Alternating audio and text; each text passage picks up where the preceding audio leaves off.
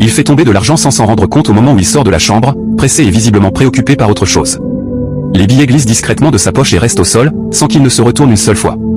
La femme de ménage, qui nettoyait non loin de là, aperçoit immédiatement l'argent et l'appelle à plusieurs reprises pour le prévenir, mais il ne répond pas, continuant son chemin jusqu'à sortir complètement de la maison. Restée seule avec cet argent entre les mains, elle se retrouve plongée dans une profonde hésitation, se demandant quoi faire, partagée entre l'honnêteté et la peur des conséquences.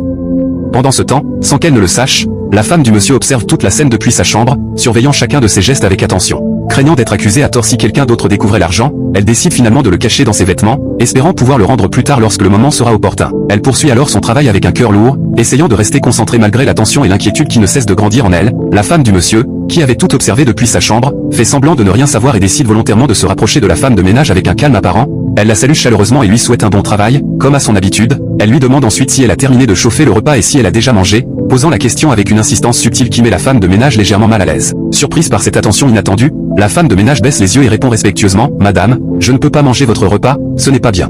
La femme du monsieur, toujours souriante, lui répond alors calmement qu'elle n'a aucune raison de s'inquiéter, ajoutant qu'ici, ils sont tous comme une seule famille, et qu'il n'y a rien de mal à partager un repas ensemble. Après cela, la femme du monsieur lui demande de continuer tranquillement son travail avant de s'éloigner et de quitter la pièce, laissant derrière elle une atmosphère étrange et silencieuse. Une fois seule, la femme de ménage, toujours préoccupée par l'argent qu'elle avait caché dans ses vêtements, le ressort discrètement, le regarde longuement, réfléchissant encore à la meilleure décision à prendre pour éviter tout problème.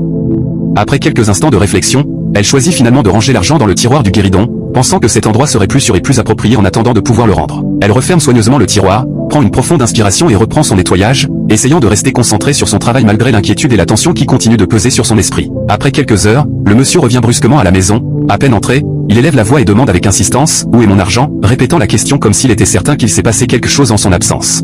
Il commence alors à crier sur sa femme, sa voix résonnant dans toute la maison, et lui demande avec colère où se trouve son argent, l'accusant presque directement de l'avoir pris. Il répète sa question avec insistance, affirmant qu'il est sûr d'avoir laissé l'argent quelque part dans la maison avant de sortir et qu'il ne peut pas disparaître comme par magie. De son côté, la femme de ménage, qui entend la scène depuis l'autre pièce, se retrouve complètement déstabilisée. Son cœur se met à battre très fort, ses mains tremblent légèrement et son esprit se brouille. Elle ne sait plus quoi faire à ce moment précis, hésitant entre parler immédiatement ou garder le silence par peur d'être accusée à tort. Chaque seconde lui semble interminable, tandis qu'elle repense à l'argent rangé dans le tiroir du guéridon et à toutes les décisions qu'elle a prises plus tôt. Sa femme, surprise par cette accusation soudaine, tente de rester calme malgré la tension, et lui répond fermement qu'elle n'a pas touché à son argent et qu'elle n'a aucune raison de le faire. Elle lui explique qu'elle était dans la chambre pendant un moment et qu'elle n'a rien vu ni pris, essayant de se défendre face à sa colère. Le monsieur, de plus en plus nerveux, refuse d'y croire et continue de parler sur un ton dur. C'est ainsi que la femme de ménage, toujours consciente de la gravité de la situation, décide finalement de sortir l'argent de sa cachette, cherchant discrètement une manière sûre de le rendre au monsieur sans provoquer davantage de conflits. Pendant ce temps, la tension dans la chambre monte encore davantage entre le monsieur et sa femme, leurs voix deviennent plus dures, les reproches plus incisifs.